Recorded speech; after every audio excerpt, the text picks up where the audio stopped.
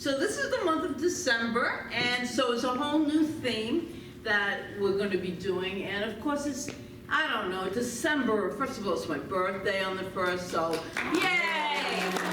So I know really I start the month with a really great feeling because I love birthdays. And so today is talking about decking the halls of our hearts. What are we decking the halls of our hearts with? Are we decking it with the mind, the peace, the power, the grace, the love of the divine, of God itself? Everywhere we look, the halls are decked out.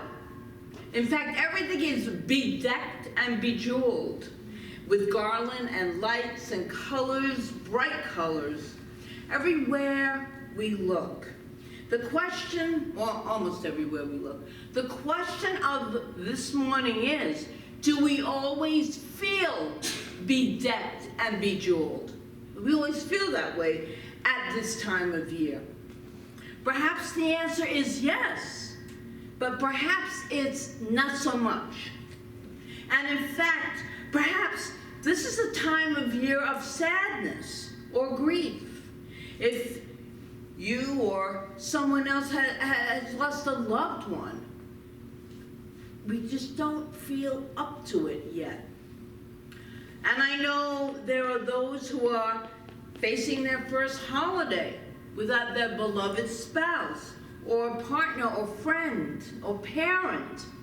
And my heart and love goes out to you.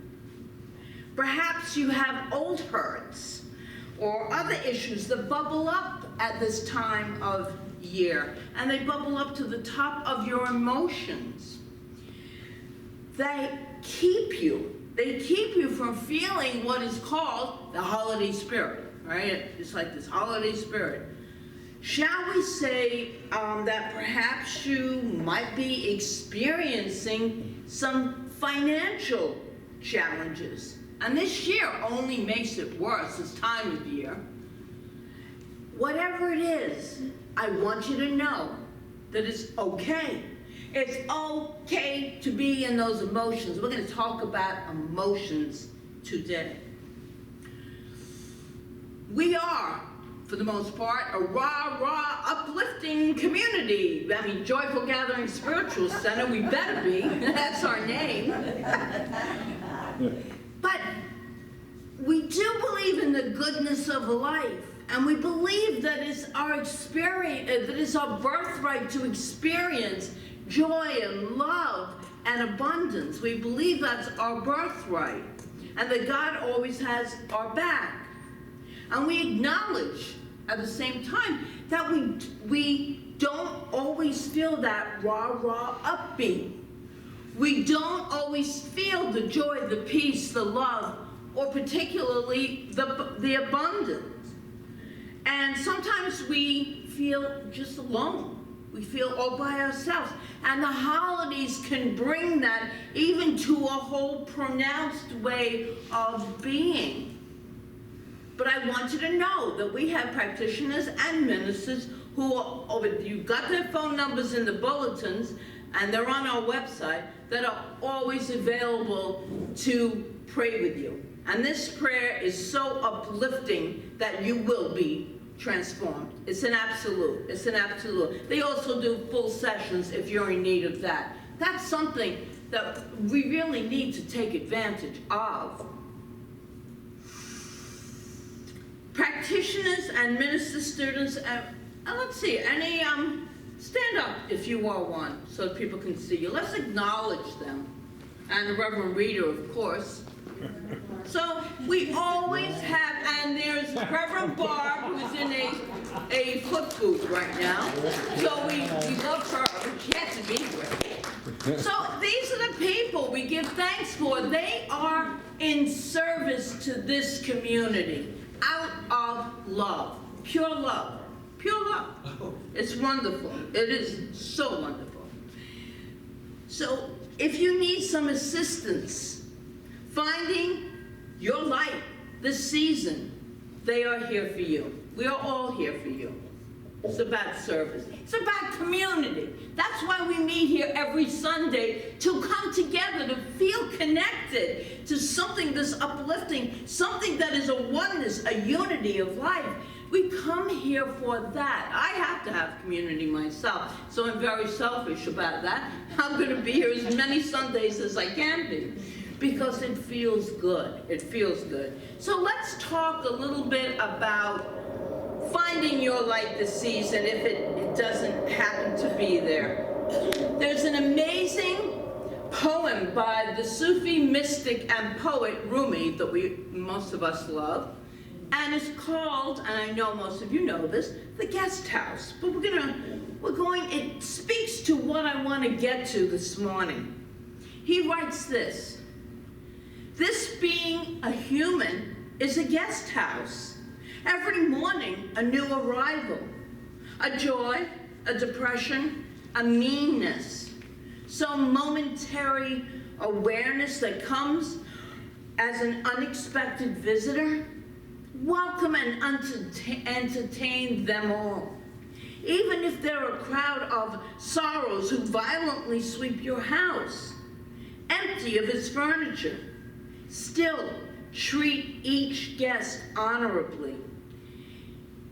He may be clearing you out for some new delight. The dark thought of shame and malice, meet them at the door laughing and invite them in. Be grateful for whoever comes, because each has been sent as a guest from beyond." That's pulled from that beautiful passage. There's a lot in there. As with Rumi, there's always a lot in there. And look at just a few key elements. And then I'll give you a couple of practical ideas for helping you feel more bedecked and bejeweled during this holiday season. First, in dealing with our emotions, the first step is awareness, not denial. Do not, as we call it, do not do a spiritual bypass. Just because you're a spiritual person, you can talk about things that don't feel right. These are emotions, okay? We are human beings. We have emotions. Identify the emotion, but do not identify with the emotion. Say that again. I love this idea. Identify the emotion, but don't identify with it. You know what the emotion is, don't make it you. Okay, this is a guest. Oh, this is so good, I love this. Welcome it, but don't let it take up residence. Treat it as you would an honored guest in your house. Welcome it, but don't let it, as I said, take up residence. Respect and honor it. It's part of who we are. We're going to feel emotions. Be kind and compassionate, but don't let it run amok. And let it know that, as a guest in your home, it will be expected to follow the house rules. It shall not take charge of your life. Think about it.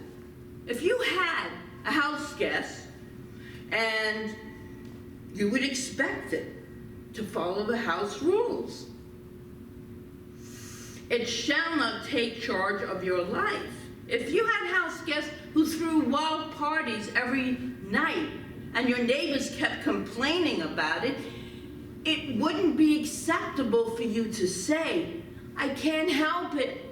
My rowdy housemates maybe invite all their friends and I have no control over them." Sometimes that's what happens with our emotions, yeah? They start taking control of us.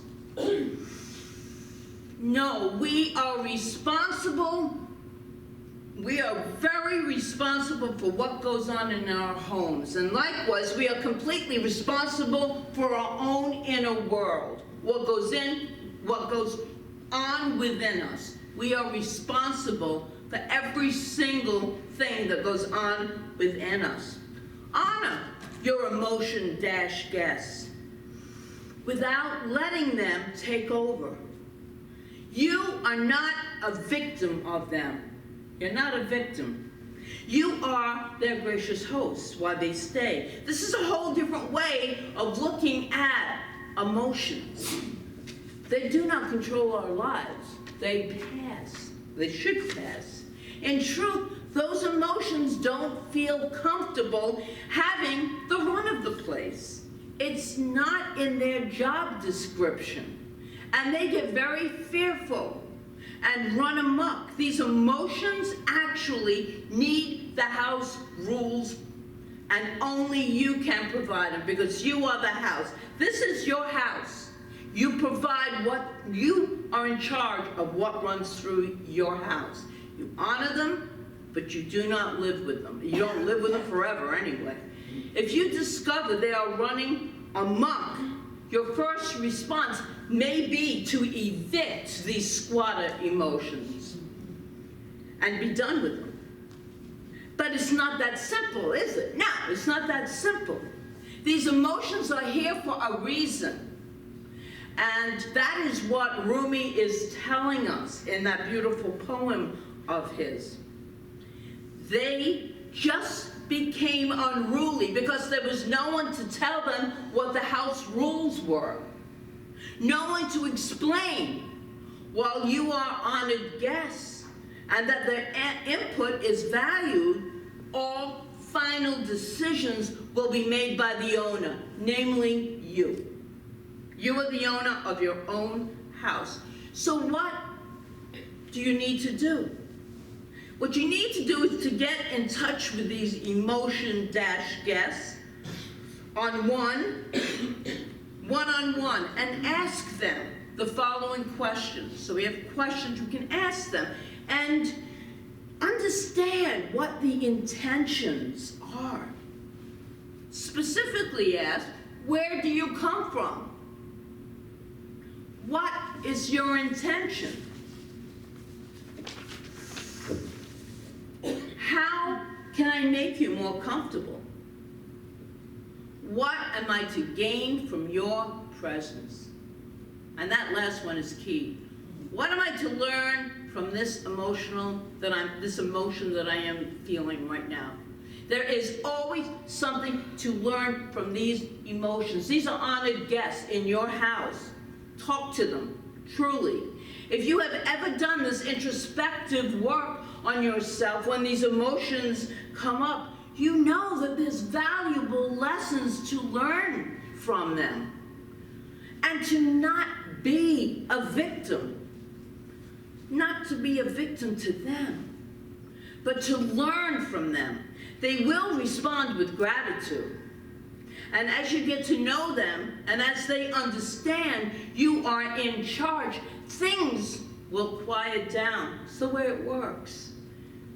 You will find ways to satisfy some of the needs of your guests. And you will also be surprised at what they have to share with you. No matter what emotion seems to be holding you hostage, sometimes it can feel that way. Remember that your emotions only want to serve you. They are here to serve a purpose. We all have them. Why do we have them? We have them to learn how to, basically, to learn how to really connect and unite and align with that inner light, because that's where the contrast takes place, the divinity within each and every one of us. And we are created out of the divine energy of God, so then that energy is what we truly are. So all these emotions are in contrast with them. So to let you know that they are to pass, but that inner light will stay forever and ever.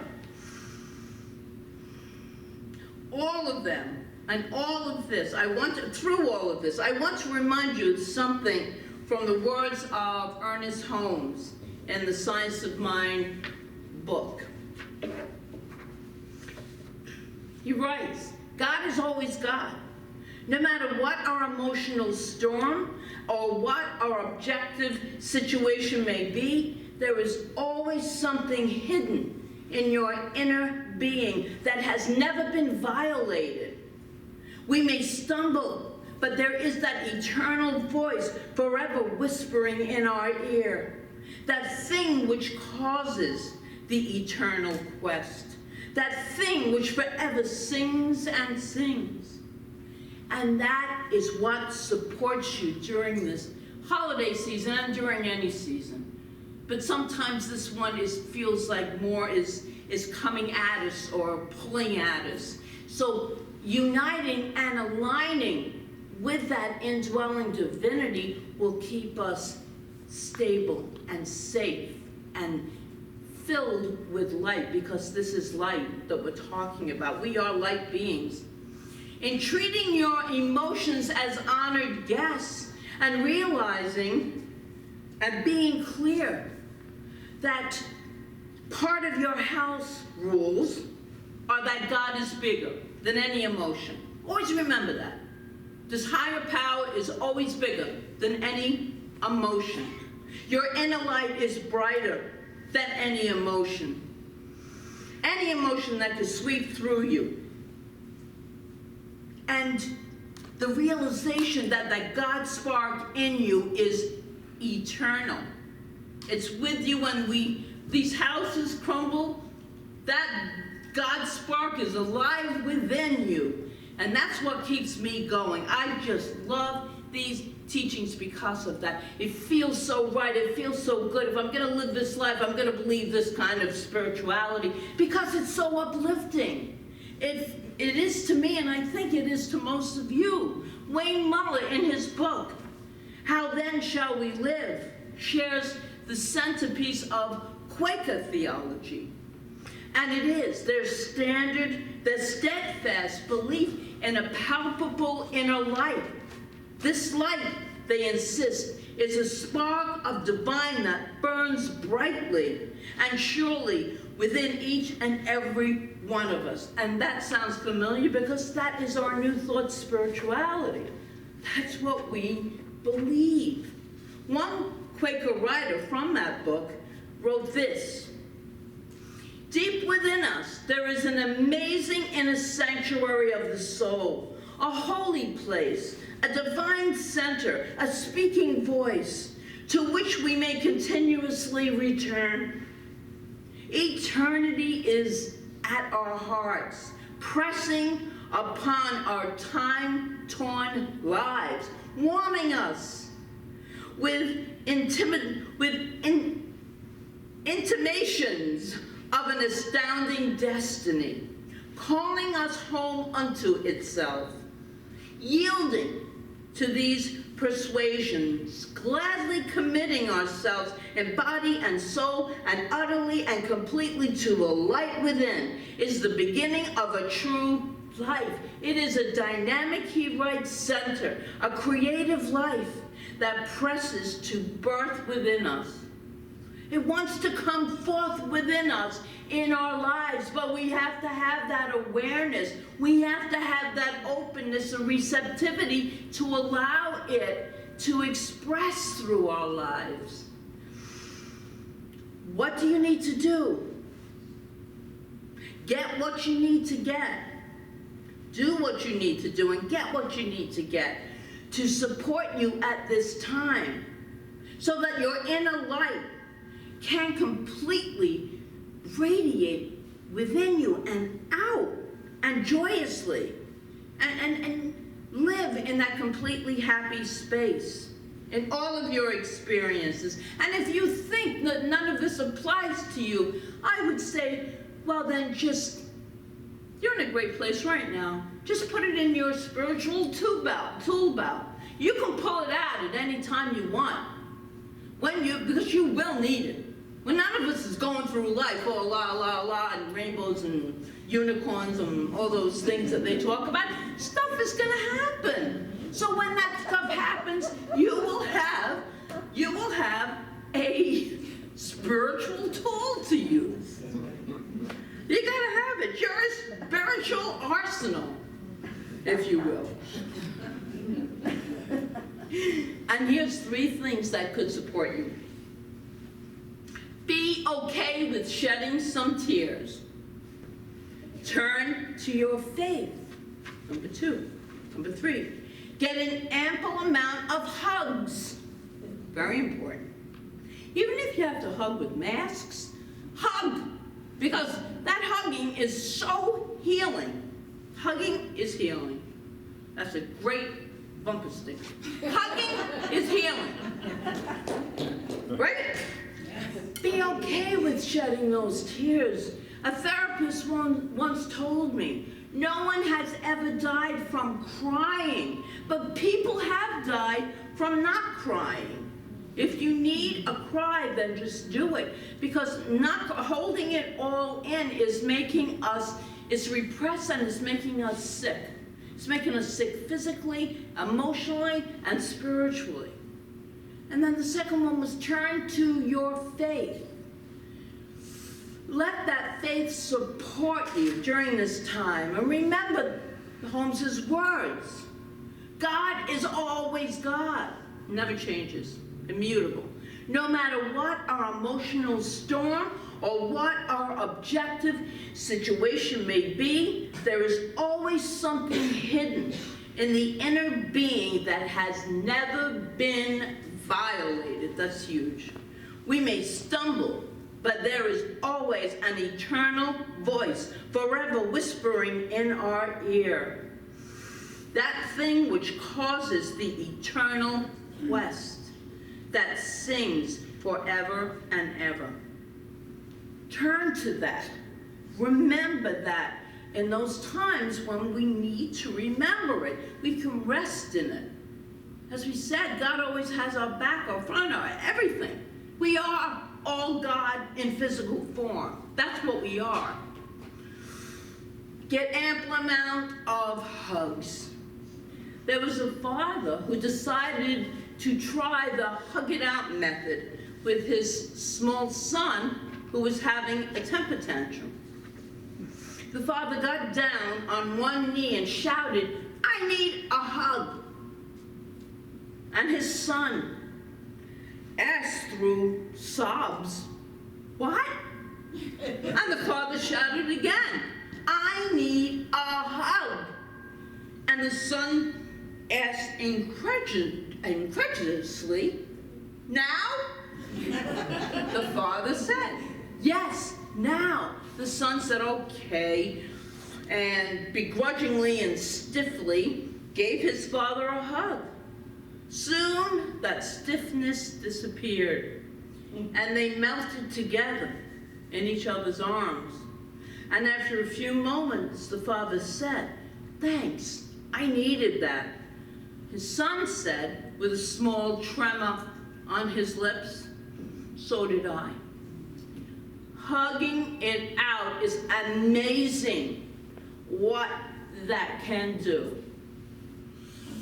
These are a few of the ways to deck the halls of your hearts and minds with peace, with power, grace, faith, and the love of God. And at this point, I'm going to do a prayer. So let's just take a breath together. Let's just breathe in whatever energy that happens to be floating through you, and hopefully it is the energy of love and light, because love and light is the truth of who and what we are. For the divine is pure light, pure energy, the creator of all that ever was, all that ever could be. The infinite light and love and intelligence of this divine creative energy is forever expressing itself into form, into creation, creating with love, creating with that peace, creating with emotions, and not emotions, but with qualities that are way beyond what we as humans could ever comprehend. But we know that we have been created out of this infinite source of good. And knowing that, then this source just fills us. It fills us up. That light, that God spark is ignited like a candle wick. It is put to the brightness and the radiance of the pure energy of the divine within each and every one of us.